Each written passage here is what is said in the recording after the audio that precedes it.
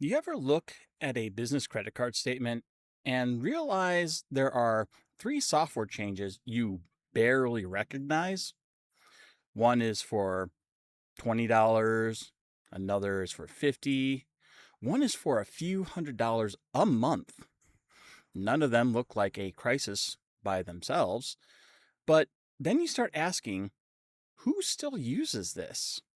What does this connect to? Why are we paying for two tools that do almost the same thing? And that is when you realize the problem is not one subscription, the problem is accumulation. So, if your business has monthly software, annual renewals, unused accounts, or tools nobody has evaluated in years, stick around because you may not be drowning in technology. You may be drowning in subscription creep. Let's start it up.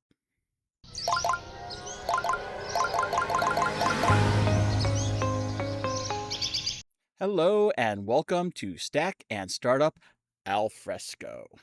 Today, I want to talk about something that affects almost every modern business, but usually happens quietly: subscription creep. And I want to be clear right from the start. This is not an attack on cloud software. This is not an attack on software as a service or SaaS platforms. And this is not me saying every subscription is bad. A lot of modern software is genuinely useful. It can make businesses more flexible. It can make teams more productive. It can reduce upfront costs. It can let small businesses access tools that used to be much harder to afford. That is the good side. But there is another side. Because when everything becomes easy to subscribe to, everything also becomes easy to forget. A tool gets added to solve one problem. Another tool gets added by another department. A free trial turns into a paid plan. An employee leaves, but the account stays active. A platform keeps renewing because nobody owns the review process. And slowly, without one big dramatic decision, the business builds a software stack that is more expensive, more complicated, and harder to manage than anyone intended. That is subscription creep. And for business owners, the real problem is not just the monthly cost, it is the operational drag hiding underneath it. So here's why subscription creep happens in the first place. Subscription creep does not start with a bad decision. It starts with a reasonable one. A business has a problem. Someone needs a tool. The tool is easy to try. That is how it begins. Not with waste, not with carelessness, not with someone trying to make the business more complicated. It usually starts because somebody is trying to solve a real problem. The team needs a better way to share files. The sales process needs better tracking. The marketing work needs better design, scheduling, or reporting. So the business signs up for something. And in the moment, that may be the right call. Modern software is built to make that easy. Start a trial, add a few users, put in the card, and now the problem feels solved. That convenience is part of the value. And again, that is not automatically bad. Easy access to useful software has helped a lot of small businesses move faster. A tool that used to require large upfront purchase or a complicated deployment can now be tested in an afternoon. That is powerful, but it also changes the way businesses accumulate technology.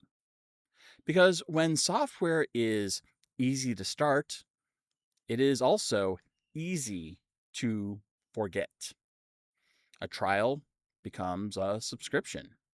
A subscription becomes part of the routine, and the routine stops getting questioned. That is where subscription creep begins. Not when a business buys one tool, but when nobody circles back to ask whether the tool still fits. Is the team still using it? Does it overlap with something else? Does anyone actually own it? Those are simple questions. But in a busy business, simple questions get skipped all the time because people are working. Customers need attention. Projects need to move, and the subscription is not screaming for attention. It's just renewing quietly in the background. That's what makes this problem so easy to miss. A big purchase usually gets reviewed. A major software rollout usually gets discussed. A large project usually gets a budget conversation. But a small monthly charge? That slips through differently. $5 here, $20 there, a few $100 somewhere else. Individually, none of those may feel serious, but across departments, across users, across months and years, they start to become something bigger. And the problem is not only the cost. The problem is that every tool brings a little operational weight with it. Another login, another renewal, another place where business information lives. That is the hidden mechanism. The business is not just adding subscriptions, it is adding dependencies. And dependencies need management. They need ownership. They need review. Otherwise, the software stack starts growing without a plan. One team picks one tool, another team picks another. A temporary solution becomes permanent. And eventually, the business has more platforms than it has visibility. That is when subscription creep becomes operational creep. Because now the question is not just how much are we spending? The question is, what are we depending on that nobody is really managing? That is the part business owners need to pay attention to. Not because every subscription is bad, not because every cloud tool is a trap, not because businesses should avoid useful software, but because convenience can hide complexity. And when enough small conveniences pile up, the business can end up with a technology environment nobody intentionally designed. That is why subscription creep happens. One reasonable decision at a time, one renewal at a time, one tool nobody questioned after the problem felt solved. And by the time the business notices, it may not just have a software bill, it may have an ecosystem it no longer fully understands. Here is the real cost, and it isn't just money. The obvious cost of subscription creep is money, though. That is usually where businesses notice it first. A charge shows up, then another charge, then another renewal, and eventually somebody asks, why are we spending so much every month? That is a fair question, but it's not the whole question. Because the real cost of subscription creep is not what shows up on the credit card statement, is what those subscriptions add to the business. Every tool adds something: another login, another place for data to live, another system someone has to manage.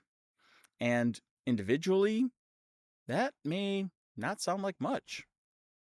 But across a growing business, those small additions create real operational weight. That is where subscription creep becomes more than a budget issue. It becomes a management issue. Because now the business has to answer basic questions like, who uses this tool? Who owns this tool? Who decides whether we still need this tool? And if nobody can answer those questions clearly, the business is not just paying for software, it is paying for confusion. That confusion shows up in small ways first. One team stores files in one platform, another team uses something different. A manager has access to one system, but not the one they actually need. Nothing about that is dramatic, but it slows people down. It creates duplicate work. It makes information harder to trust. And once people stop trusting the official tools, they start building their own systems around them. That is how you end up with side spreadsheets, personal folders, unofficial processes. And now the business has a bigger problem because leadership may think there is one workflow, but the team is actually operating across 3 or 4 different versions of reality. That is not efficient. That is fragile. There's also a security side to this. And again, this isn't about panic. This is about visibility. Each additional platform creates another access point, another permission structure, another place where an old account might still exist. If an employee leaves, does the business know every system they had access to? If a tool contains customer information, does anyone know who can see it?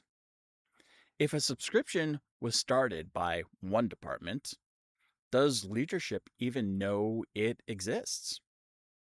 Those questions matter, not because every tool is dangerous, but because unmanaged tools create unmanaged exposure.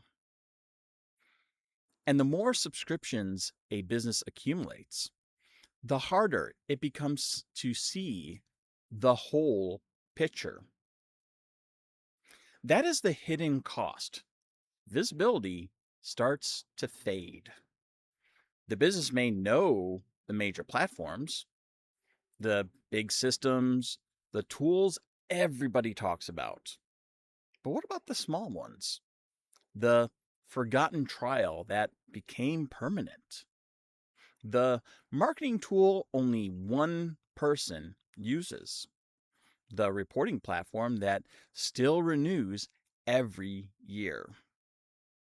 Those tools may not feel important by themselves, but together, they create a software environment that nobody fully understands. And when nobody fully understands the environment, it gets harder to manage those costs, harder to manage access, harder to manage the risk. That is why subscription creep can be so frustrating because the business may have added each tool for a good reason, but good reasons do not automatically create a good system. A useful tool in isolation can still become part of a messy ecosystem. A reasonable subscription can still overlap with something else. A convenient platform can still add complexity the business never planned for. So when a business looks at subscription creep, it should not only ask, how much are we paying for this? It should also ask, what is this doing to our operation? Is it making work easier? Is it making information clearer?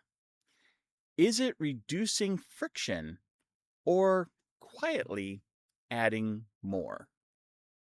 Because if the subscription saves time, supports the team, and creates value, real value, great. Keep it and use it well. Make sure somebody owns it. But if the tool costs money, adds confusion, and nobody can explain why it still exists, then the business needs to pay attention. Because the real cost is not just the monthly fee, it is the complexity attached to it. And unmanaged complexity always sends a bill eventually. There is a psychology to subscription creep that affects both consumers and businesses, and is one of the reasons this problem sneaks up on businesses so easily.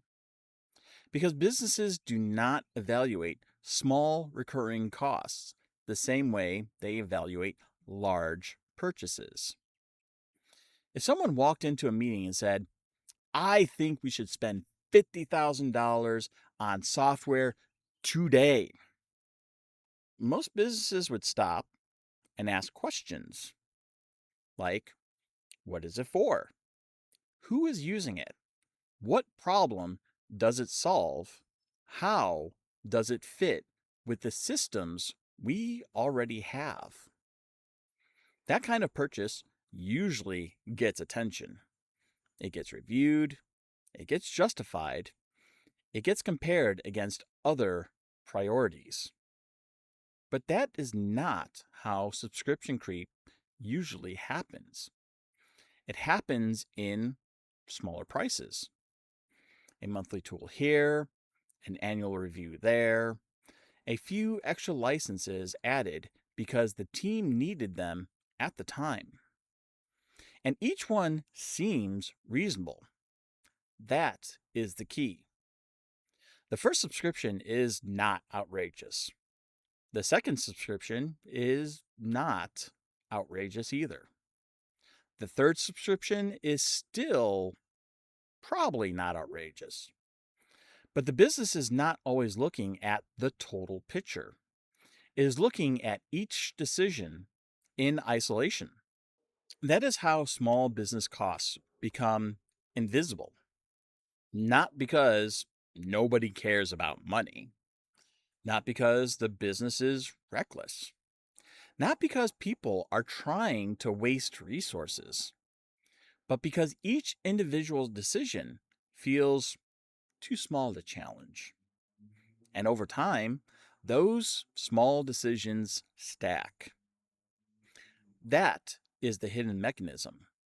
The business is not making one big decision, is making dozens of little decisions spread over months, departments, and card statements. And because those decisions happen separately, nobody feels the full weight of them in the moment. That is why recurring costs can be so dangerous? They do not always create immediate pain. They create background noise. And background noise is easy to normalize. A charge renews, nobody questions it. Another tool gets added, nobody reviews the overlap. A license stays active. Nobody confirms whether the person still needs it. Then, one day, the business looks at all the monthly spend and asks, how did it get this high? The answer is usually slowly. That is the uncomfortable part. There may not be one dramatic mistake to point to. There may not be one terrible decision. There may not be one obvious villain. Just reasonable choices made separately without a system for reviewing them together. That is why business owners need to be careful with recurring costs, because recurring costs feel smaller than they are. A monthly charge does not feel like a major decision, but 12 months later, it has become an annual expense. 3 years later, it may have become a real budget line. And if the business is paying for overlapping tools, unused accounts, or software nobody owns anymore, then that cost is not just reoccurring, it's compounding. Not just financially, operationally. The business keeps paying. The team keeps adapting. The software stack keeps growing.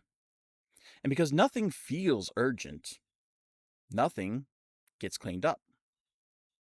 This is why businesses sometimes ask the right questions too late. They ask, are we really using this after it has renewed for years? They ask, do we already have another tool that does this after the team has built workflows around both? They'll ask, who owns this after the person who originally signed up for it is gone? That is the cost of waiting. Not just wasted money, lost visibility. And for a business owner, visibility matters, because if you cannot see what you are paying for, you probably cannot fully see what you are depending on. So the practical lesson here is not never subscribe to anything. That would be ridiculous. Subscriptions can absolutely be useful. They can be flexible. They can help your business avoid huge upfront costs. The lesson is small recurring costs still deserve review. Not every day, not obsessively, not with panic, but regularly enough that the business knows what is still useful, what is redundant, and what has quietly become part of the furniture. Because that is what happens. A subscription starts as a decision. Then it becomes a routine. Then it becomes invisible. And once a cost becomes invisible, it can keep draining money, attention, and control without anyone feeling like they made a decision at all. That is the real psychology of subscription creep. The business would never approve the whole mess at once, but it can accidentally approve it one small renewal at a time. There is another side of subscription creep that business owners need to take seriously: security. And I don't mean that in a dramatic way. This is not about fear. This is not about saying every tool is dangerous. And this is not about treating every subscription like a disaster waiting to happen. But every tool creates a doorway, another login, another account, another place where company information might live. And the more doorways a business creates, the more intentional it has to be about who has the keys. That is the security issue, not subscriptions by themselves, not cloud software by itself, not using modern tools. The issue is unmanaged access. A business signs up for a new tool, a few people get added, maybe it connects to the email, maybe it connects to the file storage, maybe it connects to customer information. And in that moment, that all makes sense. The team needs to work. The tool needs access. The business needs the problem solved. But then time passes. An employee changes roles. Someone leaves the company. A department stops using the tool. The subscription keeps renewing. And now the business has to ask, who still has access? What information is inside that platform? What happens if that account is compromised? Those are not paranoid questions. Those are basic business questions. Because a tool contains customer information, financial information, or internal company communication is not just another monthly charge. It is part of the security environment. And if nobody owns it, that becomes a problem. This is where subscription creep can create quiet risk. Not because one platform is automatically unsafe, but because the business has too many platforms with too little oversight. One forgotten account may not sound like much. One unused login may not feel urgent. One old integration may not seem important. But those things add up. And in security, small, unmanaged things are often where trouble starts. That is why offboarding matters. When someone leaves the business, the question should not be, did we disable their main email account? That's only part of it. The better question is, what tools did this person have access to? Project management, file sharing, design tools, marketing platforms, CRM systems, accounting tools, communication apps. Again, I am not trying to turn this into a scare story. This is just modern business reality. If a tool holds business information, then access to that tool needs to be managed. And the more subscriptions a business accumulates, the harder that gets. That's why subscription reviews should not only be financial reviews, they should also include access reviews. Who has access? Who needs access? Who should no longer have access? That one habit can reduce a lot of unnecessary risk. It also helps business owners understand which tools are actually business critical. Because some subscriptions are just nice to have, some are useful, and some are deeply connected to how the business operates. Those should not all be treated the same.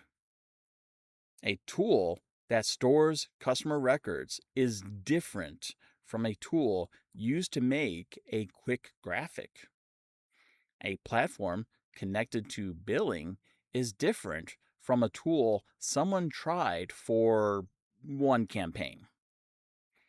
A system used every day is different from something that has been quietly renewing in the background. The business does not need to panic about that, but it does need to know the difference. That is the practical security lesson here. Subscription creep does not just increase spending, it increases the number of places the business has to manage trust. Trust in who has access, trust in where information lives, trust in whether old accounts and old integrations have been cleaned up. And if the business is not managing that, then the software stack is making security decisions by default. That is not where a business owner wants to be. So the goal is simple. Do not treat subscriptions like harmless little changes, harmless little charges, just because they are small. If a tool has access to your people, your data, your customers, or your operations, then it deserves ownership. It deserves review. It deserves a place in the security conversation. Not because every subscription is a threat, but because every unmanaged access point is a responsibility the business still owns. So, what do businesses actually do about subscription creep? Because the answer is not cancel everything. That might feel satisfying. It might even save money in the short term, but it is not a strategy. Some subscriptions are useful. Some tools are doing real work. Some platforms may be deeply connected to how the business operates. So the goal is not to go on a subscription purge. The goal is to get control back. And I think it starts with three things: audit, consolidate, assign ownership. So, first, audit what exists, not what you think exists, not what someone remembers signing up for, not just the obvious tools everyone talks about. Actually, look. Look at the card statements. Look at the bank statements. Look at the app logins. Look at the tools employees are using every day. Because subscription creep hides in the gap between what leadership thinks the business uses and what the business is actually paying for. That gap can get surprisingly wide. A tool gets added for one campaign, a license gets added for one employee, a trial becomes a renewal becomes a routine. And after a while, nobody is trying to waste money, nobody is trying to create complexity, but the business no longer has a clean picture. So start there. What do we have? What does it cost? Who uses it? What business function does it support? Those questions are not exciting, but they are powerful because you cannot manage what you have not named. Second, look for consolidation. This is where a lot of businesses find waste. Not because they bought bad tools, but because they bought overlapping tools. One platform for file sharing, another platform for collaboration, another program for project tracking, and another platform that quietly does half the same things as the first two. Again, none of those choices have been unreasonable, but over time, the business may end up paying for the same capabilities three different ways. That does not just cost money, it creates confusion. Which tool is the official place for the file? Which tool has the latest note? Which tool has the real task list? If the team has to ask those questions all the time, the software stack is not simplifying the business, it is making the business harder to navigate. So consolidation is not only about saving money, it is about reducing noise. It is about making the business easier to operate.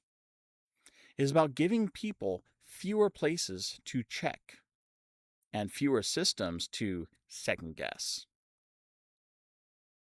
Third, assign ownership. Every subscription should have an owner, not in a blame sense, in an accountability sense. Someone should know why the tool exists. Someone should know who uses it. Someone should know whether it is still worth keeping.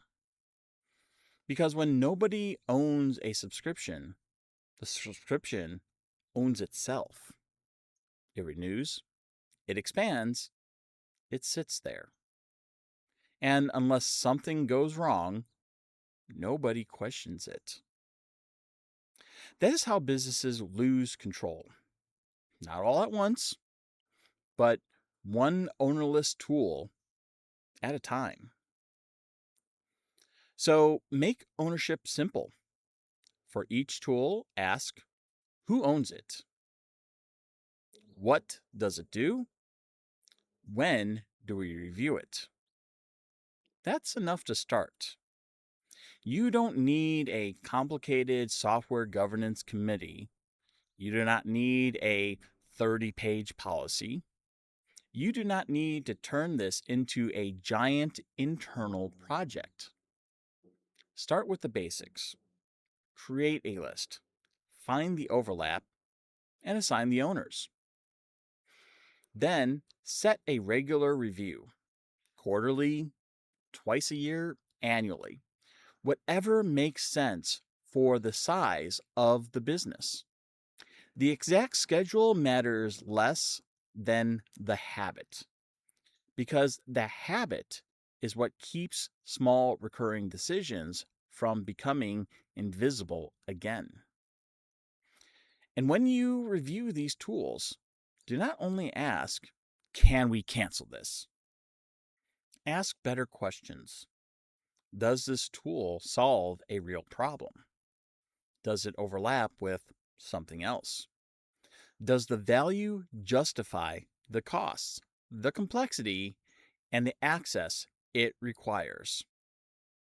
That last part matters because a cheap tool is not always cheap.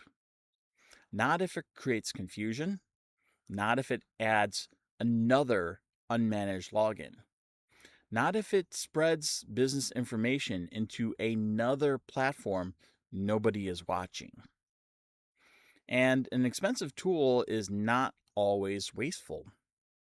Not if it saves time, not if it supports the team, not if it replaces three weaker tools and gives the business a cleaner process. That is why this has to be intentional. The question is not, do we like subscriptions or hate subscriptions? The question is, does this tool earn its place in the business? If the answer is yes, great. Keep it, own it, and use it well. If the answer is no, then cancel it, replace it, consolidate it, or at the least, stop pretending it is harmless just because the charge is small. That is the real action step. Do not let the software stack grow by accident.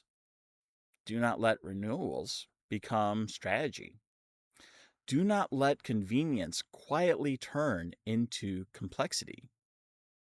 Because subscriptions are easy to start. But if nobody is responsible for renewing them, they are very easy to lose control of. So, audit what exists, consolidate what overlaps, assign ownership to what remains. That will not solve every technology problem in the business, but it gives the business something incredibly valuable, a clearer picture of what it is paying for, what is depending on, and what it needs to clean up next. Modern software has made businesses more capable in a lot of ways. That part is real. Cloud tools can help small teams move faster. Subscriptions can reduce upfront costs. SaaS platforms can give businesses access to capabilities they would not have had years ago. So the problem is not subscriptions. The problem is what happens when subscriptions accumulate without ownership. One tool solves a problem. Another tool fills a gap. Another tool gets added because someone needed it quickly. And none of those decisions may be wrong by themselves. But over time, those decisions start become something bigger. A software stack, a set of dependencies, an ecosystem the business now has to manage. And that is the real shift. The business is not just paying for tools anymore. It is managing workflows. It is managing access. It is managing data, and it is managing trust. That is why subscription creep matters. Not because every recurring charge is bad. Not because every cloud platform is a trap. Not because business owners should be suspicious of every tool, but because unmanaged convenience becomes complexity, and unmanaged complexity eventually becomes drag. The goal is not to cancel everything. The goal is to be intentional, knowing what you are paying for, know who owns it, and know the value that it creates while also knowing what risk it introduces. Because subscriptions are easy to start, but a healthy business needs to know when a tool is still helping and when it has quietly become a part of the problem. That is the line. Useful tools should earn their place. And if they do, great. Make sure someone owns them. But if they do not, then maybe it's time to clean up the stack.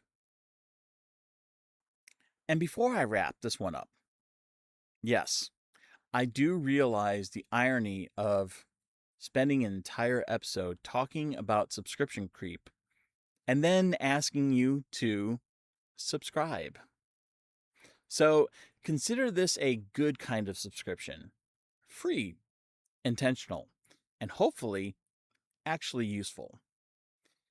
So thank you for tuning in to Stack and Startup Al Fresco. If you enjoyed this episode, again, remember to like and subscribe so you do not miss future conversations around business technology and growth. You can also find us anywhere you get your podcasts. Until next time, keep thinking outside the box.